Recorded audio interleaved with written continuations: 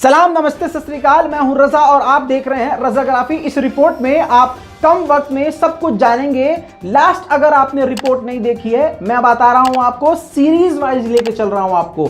अगर आपने एक भी वीडियो छोड़ दी तो आपको कुछ ना कुछ जरूर ऐसा होगा जो समझ में नहीं आएगा। इसलिए आपसे गुजारिश है कि भले ही आप थोड़ा टाइम लगा लीजिए, लेकिन पिछली रिपोर्ट्स को जरूर देखिए। आप ही के लिए मेहनत कर रहे हैं दोस्तों।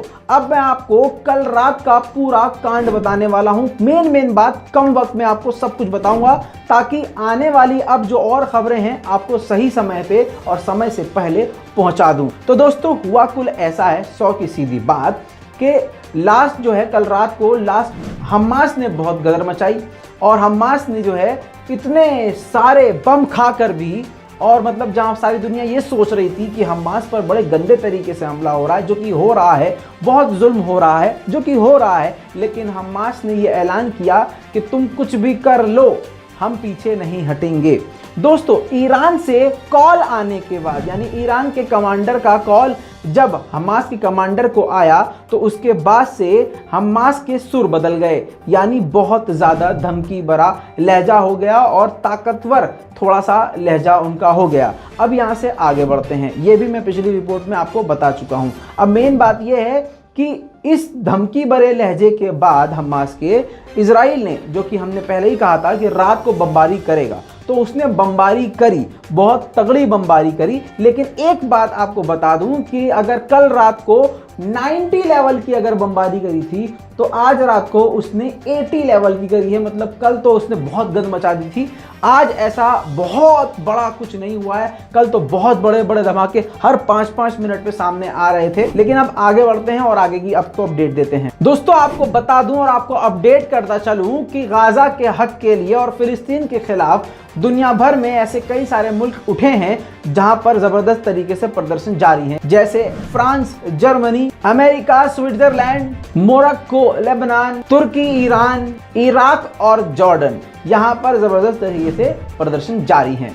आगे बढ़िए दोस्तों, जहां पर सारी दुनिया ये सोच रही है कि हमास बहुत बुरी तरह से हार जाएगा और गाजा पट्टी बर्बाद हो जाएगा, हमास तबाह हो जाएगा, और जहां हमें भी ये लग रहा था कि हमास के बहुत बुरे हालात हैं, ऐसे ही दौर में कल रात को हमास ने कम से कम 400 मिसाइलें इजराइल पर दागी हैं और कई मिसाइलें गिरी भी हैं। दोस्तों, आपको आगे बता दूं कि यहां पर यह सब कुछ चल रहा है, वहां पर हमास के लीडर कतर पहुंच गए और कतर में अब जो तस्वीर आप देखेंगे वो जश्न की तस्वीरें हैं। ऐसा लग रहा है कि लोग खुशी मना रहे हैं और हमास के लीडर भी पूरे कॉन्फिडेंस में हैं कि जीत उन्हीं की होगी। अब उन्होंने कुछ बड़ी बड़ी बातें कही हैं। अब मैं आपको दोस्तों वो बातें बता देता हूं। बहुत सारी बातें इन्होंने कही हैं। वहुना कतर अय्युहल इख्वा, हादिही कतर अल्लती तहतदिरु हादा अश्शअब अल-अबी अल-अज़ीम वहादा अल-अमीर अल-मुबारक, हादिही तकबीर तकबीर। लेकिन वो बातें बता देता हूं जो मेन बातें हैं इनकी। हमास के लीडर इस्माइल हानिया ने कतर में लोगों को संबोधित करते हुए कहा है कि ये सिर्फ लड़ाई गाजा की नहीं है, ये बैतुल मुकद्दस यानी मस्जिद अल अक्सा की लड़ाई है। उन्होंने कहा कि इन लोगों ने, ज़ियोनी ने सोचा कि हम फिलिस्तीनियों को आराम से बड़े आसानी से हटा देंगे, लेकिन उन्होंने अपनी लाइन क्रॉस कर दी है और अब हम पीछे नहीं हटेंगे। उन्होंने कहा कि हम मस्जिद अल अक्सा को किसी भी हाल में आज़ाद करवा के ही मानेंगे। उन्होंने कहा कि हमारा मकसद गाजा को डिफेंड करना नहीं है, हमारा मकसद तो बैतुल मुकद्दस है।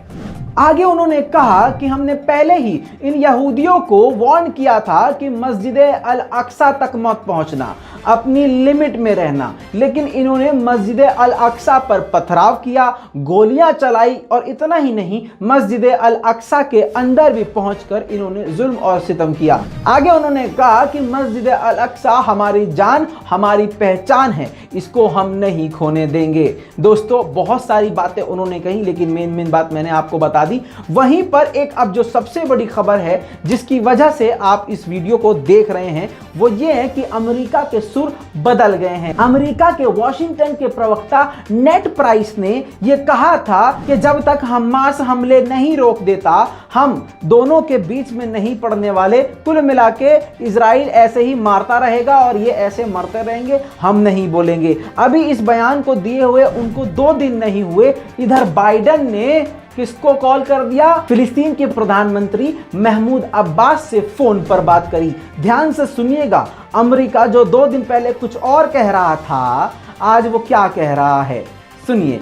उन्होंने कहा, बाइडेन ने प्रधानमंत्री से कहा कि हम फिलिस्तीनियों की मदद करेंगे। फिलिस्तीन जैसे चाहे मर्जी जब मर्जी बैठकर बात करे। हम फिलिस्तीन को इनवाइट करते हैं बातचीत की टेबल पर, और हम फिलिस्तीन को 2 स्टेट का जो मुद्दा है, 2 स्टेट का जो उनका डिमांड है, वो भी हम देने को तैयार हैं, और बेहतर से बेहतर सॉल्यूशन फिलिस्तीन के लिए निकालने के लिए हम तैयार हैं। इतना ही नहीं दोस्तों, आपको बता दूं कि बाइडेन ने यह भी कहा, हम फिलिस्तीन और अमेरिका की पार्टनरशिप को और भी ज्यादा मजबूत करेंगे, और जितना बेहतर सॉल्यूशन इस बवाल का होगा, उतना बेहतर हम सॉल्यूशन फिलिस्तीन के लिए निकालेंगे।